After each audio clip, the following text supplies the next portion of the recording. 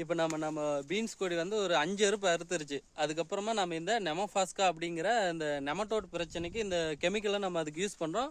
Plus தக்காளிக்கு சேர்த்து use பண்ணுறோம். எதுக்கு அப்படின்னா, இப்போ இந்த 5 அறுப்புக்கு அப்புறம் உங்களோட செடியில் பூ பிடிக்கிறதோ இல்லை பிஞ்சு பிடிக்கிறதோ ரொம்ப கம்மியாக இருக்குது. என்ன காரணம் அப்படின்னா, வேரில் ஒரு மாதிரி முடிச்சா வந்துடும் பீன்ஸ் தோட்டத்தில்.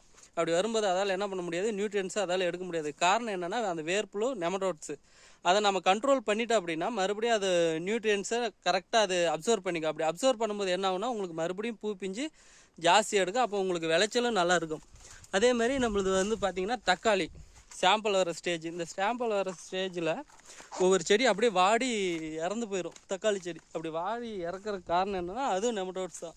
அது நீங்கள் கட்டுப்படுத்திங்க அப்படின்னா உங்கள் அந்த முழுசாக விளைச்சல் அந்த செடி அப்படியே உங்களுக்கு பாதுகாப்பாக மறுபடியும் பழமாக வந்துடும். நீங்கள் அப்படி ஒரு வேளை கண்டுக்காத விட்டீங்க அப்படின்னா, அந்த செடி வாடி இறந்துச்சு அப்படின்னா ஒவ்வொரு செடியில் கொஞ்சம் கொஞ்சம் போனாவே எவ்வளோ லாஸ்.